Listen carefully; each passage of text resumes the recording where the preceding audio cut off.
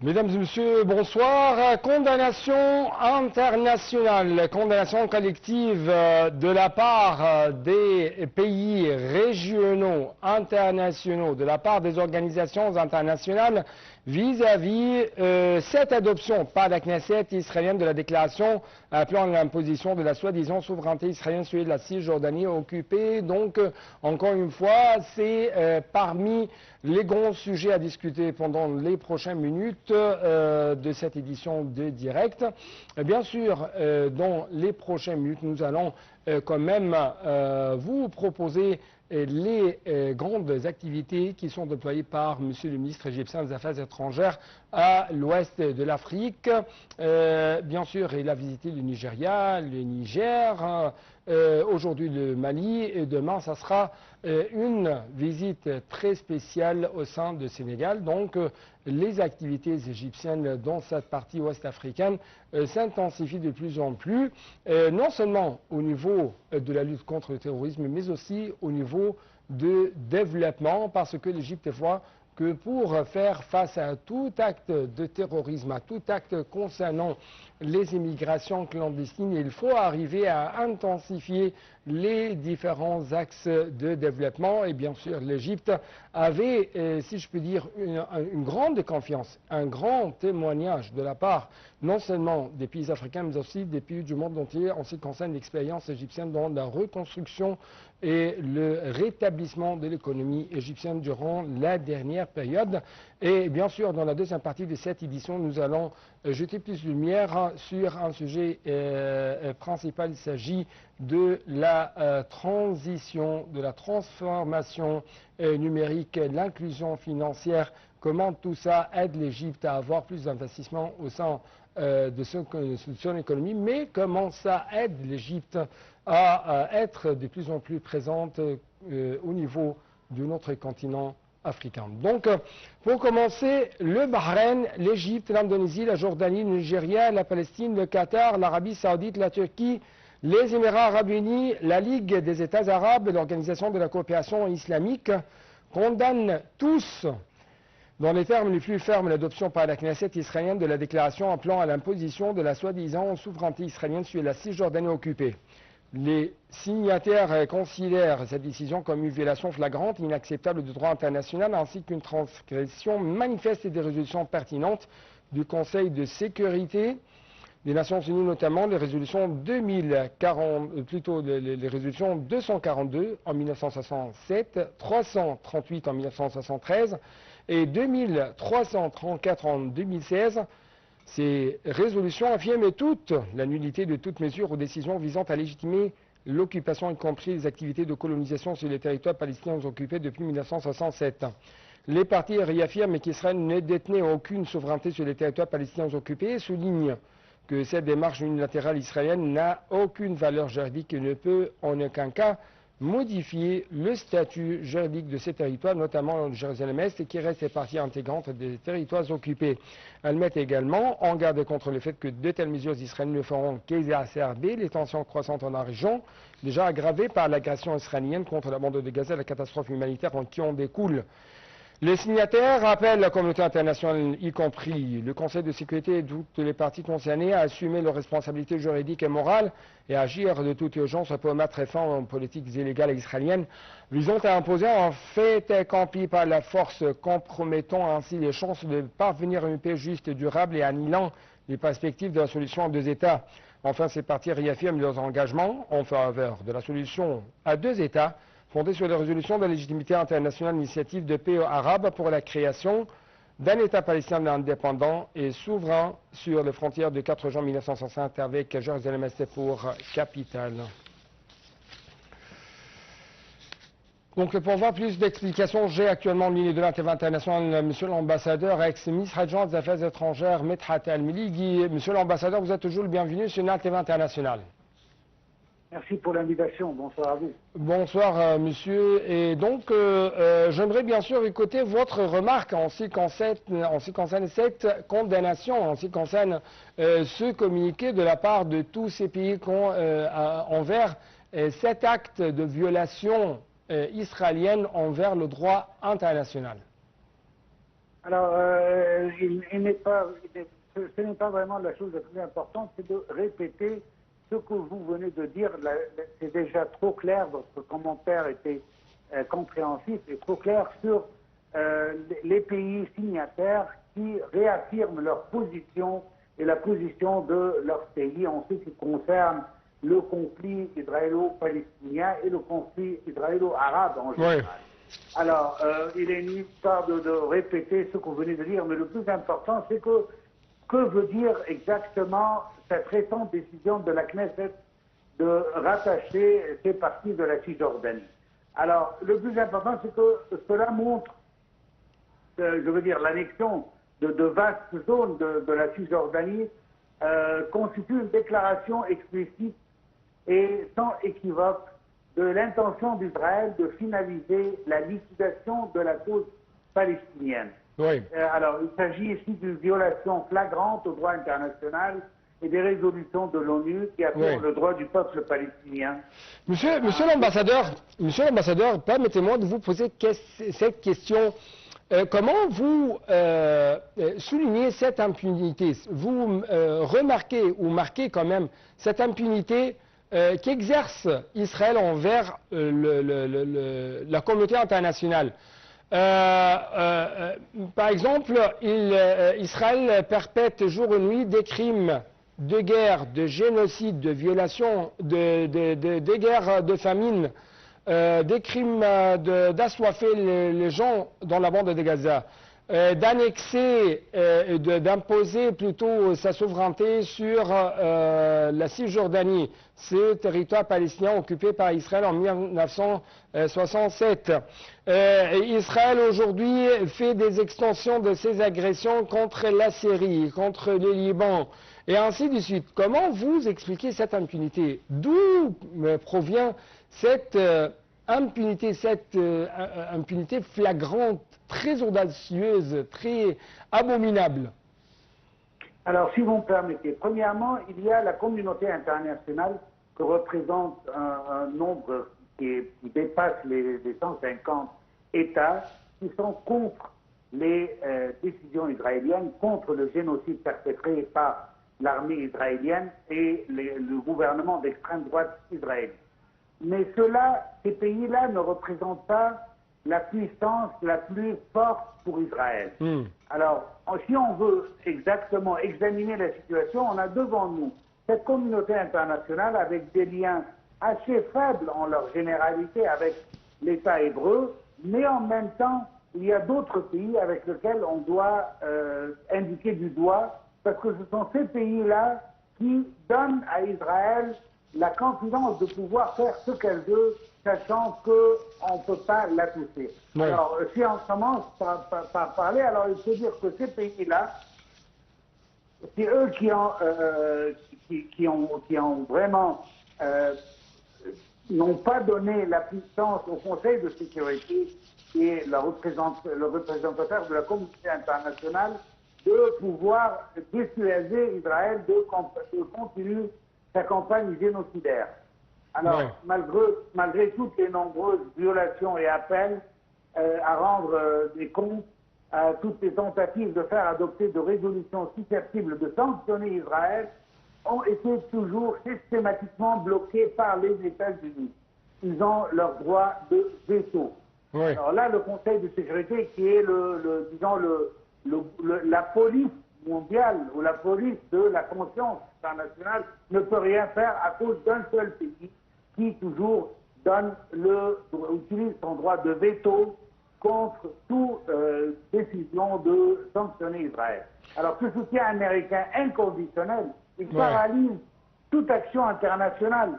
Pas seulement ça, il encourage Israël en lui donnant le feu vert à poursuivre sa guerre génocidaire contre le peuple palestinien avec toute impunité, comme vous venez de le dire. Ouais. Le résultat est une érosion totale du droit international, de la justice mondiale, laissant les Palestiniens, à la fin du compte, sans une vraie défense devant une occupation soutenue par l'État le plus puissant. Ouais. Par contre, aussi, du même côté, on doit toujours parler de quelque chose de très important. C'est les pays européens. Alors là, je trouve que c'est ça un des problèmes les plus grands. Parce que l'Europe se présente souvent comme moralement, au moins, supérieure et bienveillante envers la cause palestinienne, offrant parfois des aides humanitaires et prononçant de temps en temps des condamnations verbales. Mais cette image, je trouve, selon mon point de vue, est une façade qui masque une position profondément contradictoire. Tandis que l'Europe, dans l'illusion de l'empathie, elle refuse catégoriquement d'imposer des sanctions concrètes contre Israël, devenant ainsi un complice complet de toutes les violations en cours perpétrées par Israël. Oui. Pour illustrer cela... Donc vous parlez d'une certaine hypocrisie, mais ce n'est pas une totale hypocrisie de la part des deux Européens. Continuer exactement ça. Alors, pour illustrer plus clairement, parce que là, il y a des parallèles à suivre. Alors, lorsque la Russie a envahi l'Ukraine, l'Europe a imposé une série de sanctions strictes et croissantes dès les 2 premières semaines du conflit. Et jusqu'à aujourd'hui, la 18e vague de sanctions est mise en œuvre. Cela prouve que l'Europe dispose des moyens et de la volonté politique d'agir de façon décisive quand elle le souhaite. Oui. Mais grâce à la même position face à Israël, qui continue de violer le droit international et vient de lancer cette annexion dont on parle maintenant, l'Europe n'a imposé aucune sanction, prétextant des excuses en cascade pour justifier son inaction. Ce double langage, cette duplicité, cette hypocrisie même, comme vous venez de le dire, sont révélateurs du véritable visage de la position européenne. Oui, mais monsieur l'ambassadeur, j'ai une question très importante qui se circule partout, notamment dans la rue arabe, dans la rue égyptienne. Israël possède quoi en tant que pression sur les Européens, sur le monde entier? Jour et nuit, toujours, il y a des tueries, des violations. Jour et nuit, il y a toujours cette sourde oreille à tous les appels humanitaires, politiques, diplomatiques, parlementaires, populaires, ainsi de suite. Israël possède quoi, outre le veto? Alors, le veto américain, je parle, bien sûr. Que ce soit les Américains ou même les Européens, à part l'influence des lobbies israéliens. Alors, il y a 2 points très importants à mentionner. Le premier, c'est le sentiment de culpabilité de l'Europe envers les Juifs à cause de ce qui s'est passé durant la Deuxième Guerre mondiale. Deuxièmement, et ça c'est le plus important, c'est que l'histoire des pays européens, c'est un peu la même histoire des colonistes israéliens. C'est un peu la même chose avec les mêmes Les violences, c'est les... Exactement. Si on voit ce qui s'est passé, je ne veux pas nommer de pays européens tout seul. Alors, ce qu'ils ont fait en Afrique, par exemple, ou même en Asie, dans tous les pays... Et en Égypte, c'est quand même en Égypte. Et en Égypte. Alors, ce sont des pays colonialistes et ils voient comme dans Israël le même problème qu'eux, ils ont vécu auparavant. Malheureusement, ils trouvent une extension d'Israël, une extension assez récente, le même passé colonialiste des pays européens. C'est pour ça qu'ils se connaissent les uns les autres. En ce qui concerne les États-Unis, ça c'est une autre question, parce qu'aux États-Unis, il est très facile, en utilisant une organisation telle que l'EPAC, par exemple. Alors, l'organisation EPAC, qui est une organisation sélectionnée en tant qu'organisation américaine. Alors, elle a le droit de financer les candidats pour les élections au Congrès ou au Sénat.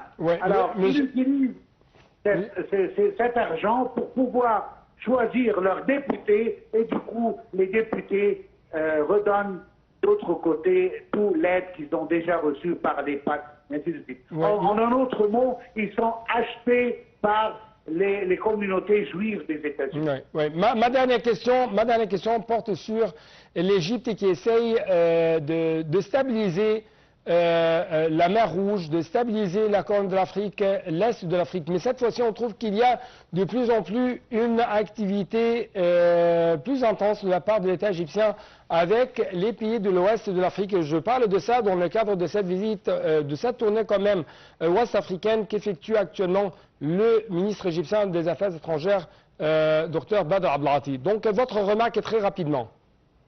Alors, d'une manière très rapide, alors il est clair que l'Égypte est en train de poursuivre avec détermination une politique africaine qui est fondée maintenant sur la coopération, l'intégration continentale, Oui. le renforcement des liens historiques avec des pays frères d'Afrique. Oui. Les pays que compromet cette visite maintenant, ce sont des pays qui n'ont pas reçu de visite officielle il y a longtemps. Il était temps de montrer à ces pays que l'Égypte s'intéresse à coopérer avec eux, ces pays frères africains. On est intéressé, malgré que d'habitude, nous, on se concentre d'habitude sur les pays de la vallée du Nil d'un côté et les pays de la Corne d'Afrique. Alors ce sont des pays très importants en dehors de ces deux cercles dont je viens de mentionner, mais en même temps, ça montre la volonté d'Égypte, notamment depuis la présidence de son Excellence Abdel Fattah el-Sisi en 2014, d'accéder à l'Afrique d'une manière plus ouverte, avec des projets de coopération bénéfiques pour les deux pays, et en même temps montrer l'importance qu'on accorde aux pays africains et la coopération avec ces pays. Oui.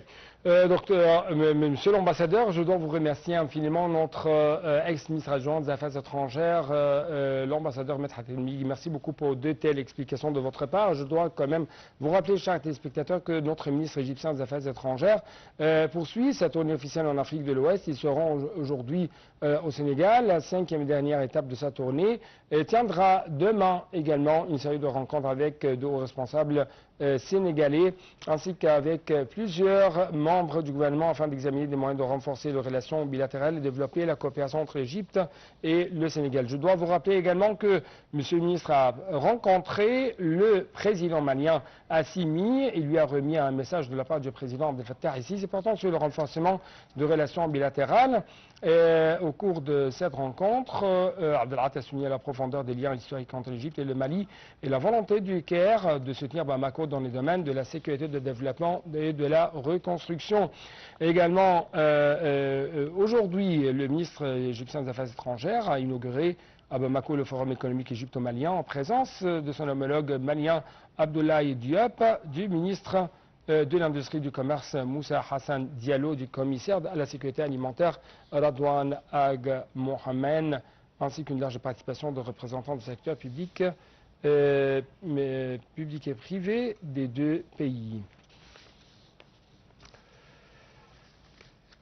Arrivons donc, chers téléspectateurs, à cette troisième tranche de cette édition de direct. Il s'agit de la transformation numérique, de l'inclusion financière et numérique également.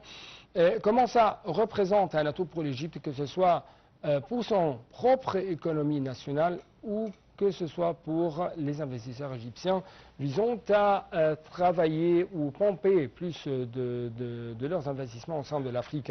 Donc actuellement, je dois vous proposer ce reportage concernant la Banque centrale d'Égypte, la BCE, qui a publié mercredi 23 juillet que les transferts de fonds des Égyptiens travaillant à l'étranger ont atteint 32,8 milliards de dollars au cours de la période juillet-mai de l'exercice 2024-2025 contre environ 19,4 milliards de dollars au cours de la même période de l'année précédente. Les explications tout de suite.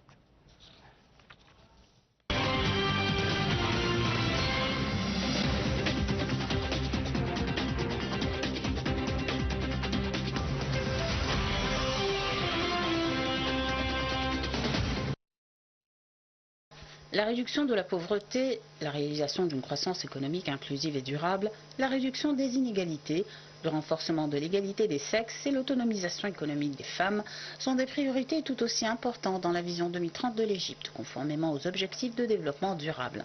Cela a été démontré par la stratégie d'inclusion financière de la Banque centrale d'Égypte, ainsi que par la stratégie nationale pour les femmes 2030, lancée par le Conseil national des femmes en 2017, qui a été suivie par la signature d'un protocole avec la Banque centrale d'Égypte, visant à favoriser et à promouvoir l'inclusion financière des femmes en améliorant leur éducation financière et leur capacité à utiliser les outils numériques.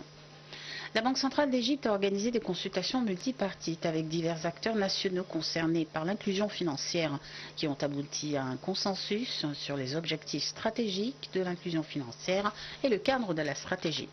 Parmi les objectifs visés de l'inclusion financière, la protection des consommateurs et le renforcement de leur confiance dans le secteur bancaire.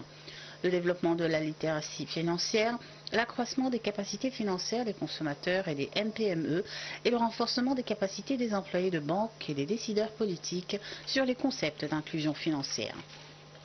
L'encouragement de l'entrepreneuriat et les start-up en fournissant des services non financiers et en mettant à disposition une infrastructure complète et efficace.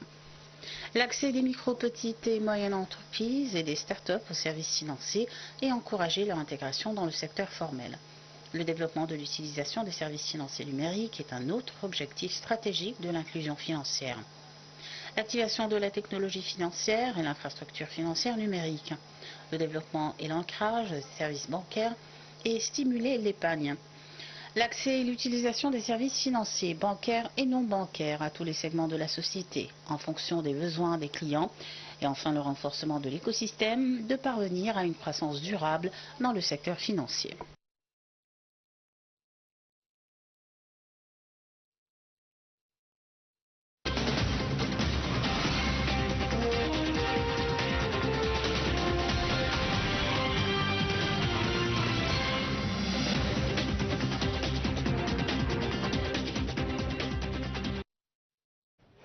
Donc actuellement, mesdames et messieurs, j'ai au studio de l'ANTV International M. Mohamed El-Fahi, notre expert dans le domaine financier et bancaire. Vous êtes toujours le bienvenu sur l'ANTV International. Merci beaucoup. Bonsoir monsieur. Bonsoir. Bonsoir à vous. Donc comment vous avez remarqué quand même ce qui a été publié dans ce reportage, dans ce rapport concernant l'augmentation des transferts des Égyptiens travaillant à l'étranger pendant 2024-2025 jusqu'à ce qu'on ces fonds ont atteint 32,8 milliards de dollars. Comment ça représente une sorte de confiance vis-à-vis de notre système bancaire égyptien et de l'économie égyptienne en général? Ok, d'abord, avant de commencer, permets-moi d'expliquer c'est quoi le vrai sens de l'inclusion financière. C'est pas seulement d'avoir un compte bancaire, c'est juste une étape de l'inclusion, mais cela plutôt signifie que les individus et les entreprises doivent avoir accès aux différents produits et services financiers. Et l'augmentation des transferts des travailleurs migrants, cela signifie une économie inclusive. Encore, en ce sens, le ministre de l'Extérieur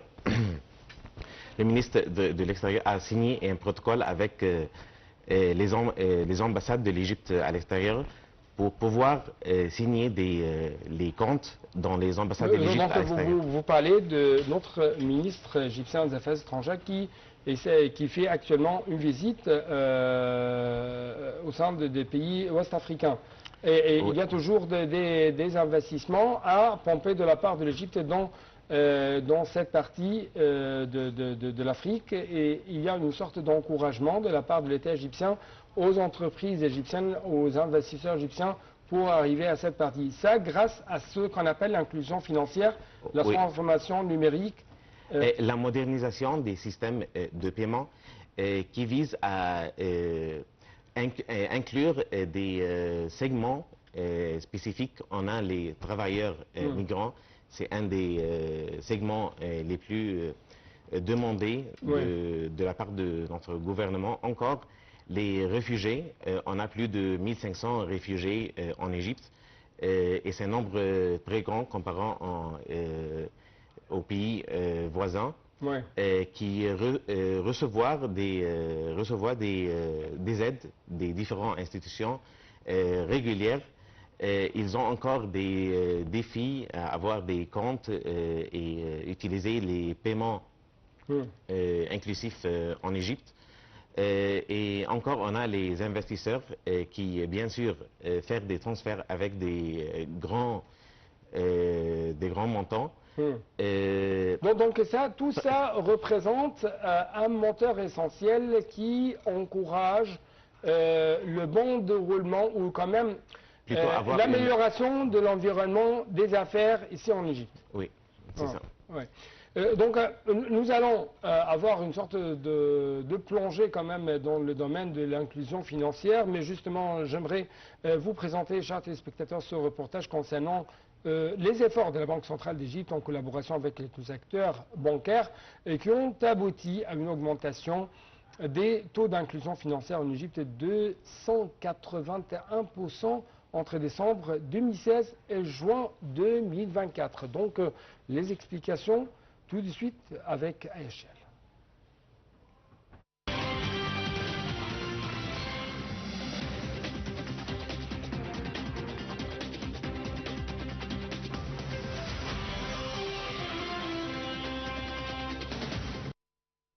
Le nombre de citoyens possédant un compte de transaction financière, que ce soit dans les banques, à la poste égyptienne, dans des portefeuilles mobiles ou des cartes prépayées, a atteint 48,1 millions de citoyens sur un total de 67,3 millions de citoyens dans la tranche d'âge de 16 ans et plus, éligibles à l'accès aux banques, portant le taux d'inclusion financière à 71,5% en juin 2024.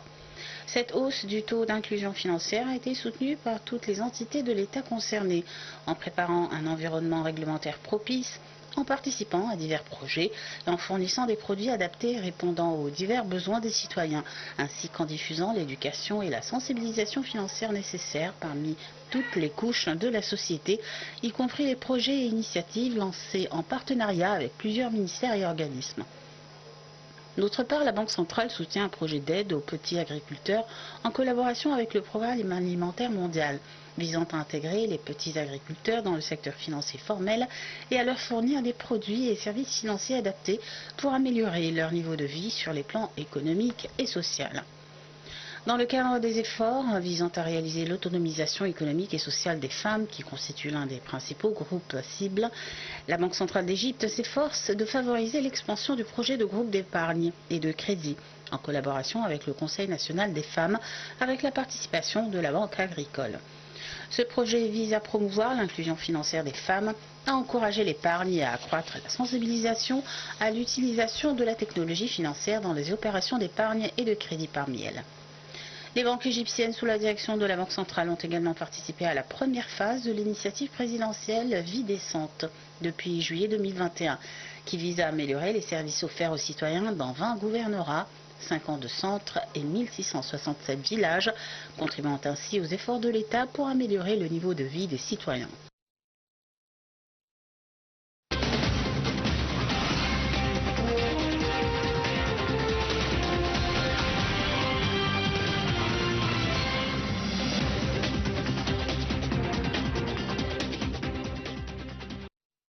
Donc notre question va porter sur le rôle que joue l'État égyptien dans l'accélération de l'inclusion financière ici en Égypte, mais aussi quelle est la vision de grandes institutions, quand même de grands groupes comme le G20 vis-à-vis à ce processus d'inclusion financière en Égypte. Donc ce ne sont que deux questions à proposer sur cette table de discussion. C'est à vous de répondre, monsieur. Okay.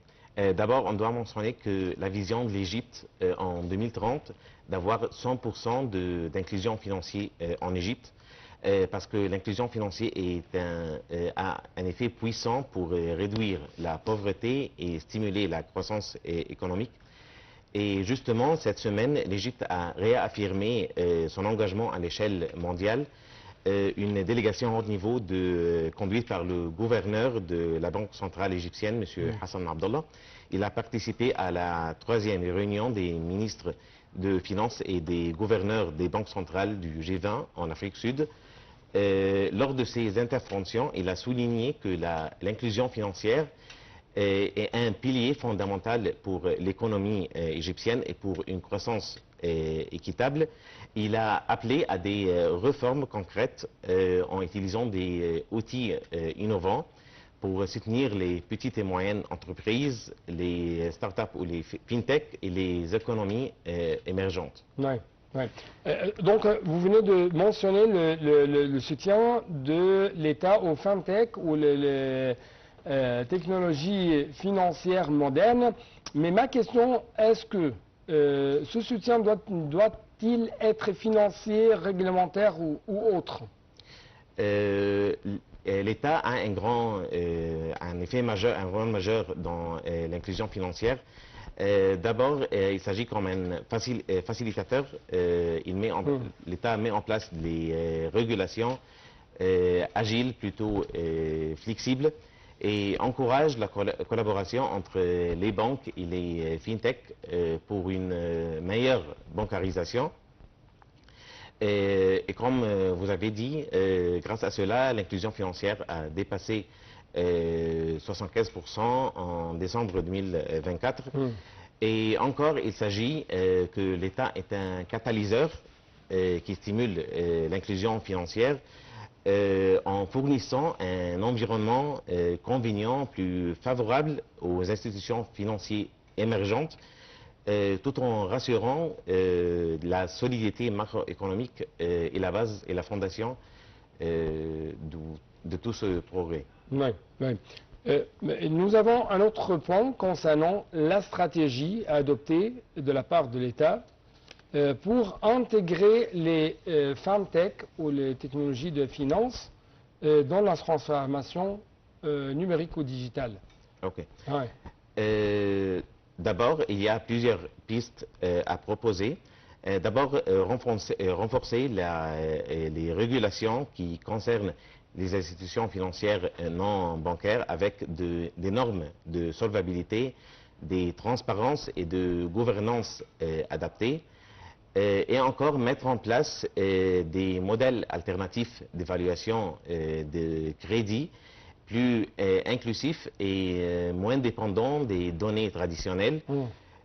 Encore, simplifier les procédures de reconnaissance des clients KYC pour faciliter l'accès aux services financiers en créant des bases de données fiables, interconnectées pour améliorer la gestion des risques et encadrer l'usage éthique de l'intelligence artificielle et favoriser la coordination internationale, notamment avec les agences et les institutions multilatérales. Mais, je crois que l'un des points forts dont dispose l'Égypte, c'est ce système bancaire, ce système de transformation numérique qui aide à ce que les investissements arrivent en Égypte, à quand même sort de l'Égypte, tout avec toute simplicité. Cet avantage ne se trouve pas au niveau africain, raison pour laquelle on trouve que l'Afrique manque beaucoup de modes de financement parce qu'il n'y a pas cette nouvelle technologie financière, il n'y a pas de telles facilités que présentent les différents pays africains. Ça nous mène à une autre question, c'est la fintech et l'inclusion financière. En quoi les fintech peuvent-elles accélérer vraiment l'inclusion financière, mais aussi comment ça garantit la confiance envers les solutions de fintech? Ok. D'abord, l'avantage compétitif des fintech qu'ils offrent des solutions simples, personnalisées. Ils démocratisent les différents services et produits financiers.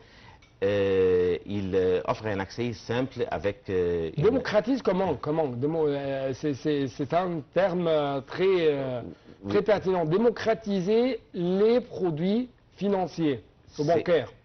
Cela signifie que les individus de toutes les couches sociales les différents segments peuvent avoir accès aux différents services et produits, une égalité, une justice économique, tout en inclure encore les segments les plus vulnérables, les handicapés, les populations rurales.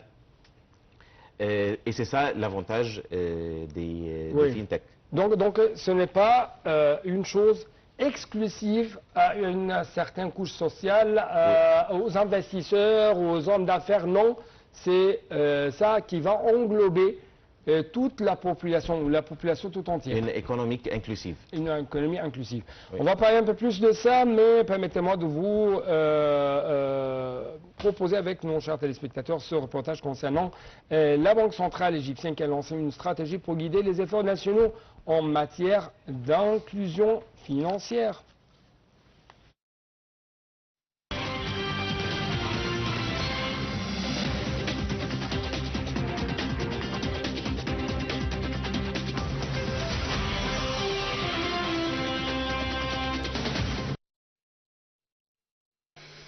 La période de janvier à mai 2025 a connu une augmentation des transferts de fonds de 59% par rapport à la même période de l'année précédente, atteignant environ 15,8 milliards de dollars. Selon un rapport publié par la Banque centrale d'Égypte, les transferts de fonds des Égyptiens travaillant à l'étranger ont atteint 32,8 milliards de dollars au cours de la période juillet-mai de l'exercice 2024-2025, contre environ 19,4 milliards de dollars au cours de la même période de l'année précédente. Les transferts de fonds des Égyptiens travaillant à l'étranger ont connu une augmentation de 69,6%. La période de janvier à mai 2025 a quant à elle connu une augmentation des transferts de fonds de 59%, atteignant environ 15,8 milliards de dollars contre 9,9 milliards de dollars à la même période l'année précédente. Sur une base mensuelle, les transferts de fonds en mai 2025 ont augmenté de 24,2% pour atteindre environ 3,4 milliards de dollars contre environ 2,7 milliards de dollars en mai 2024, un chiffre qui ne s'est jamais reproduit. Le nombre d'expatriés égyptiens a atteint 11,09 millions à la fin de 2023, selon l'Agence centrale pour la mobilisation publique et les statistiques CAPMAS. L'Égypte s'appuie essentiellement sur les transferts de fonds des travailleurs à l'étranger pour répondre à ses besoins en dollars. En mars 2024, la Banque centrale d'Égypte a adopté un taux de change flexible pour la livre égyptienne, ce qui a permis le recours au circuit bancaire pour le transfert d'argent plutôt qu'au marché noir.